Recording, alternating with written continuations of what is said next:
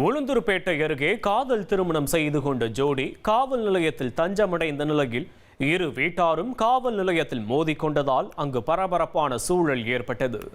கள்ளக்குறிச்சி மாவட்டம் உளுந்தூர்பேட்டையைச் சேர்ந்த சண்முகம், ஷர்மிதா ஆகிய இருவரும் காதலித்து வந்துள்ளனர்.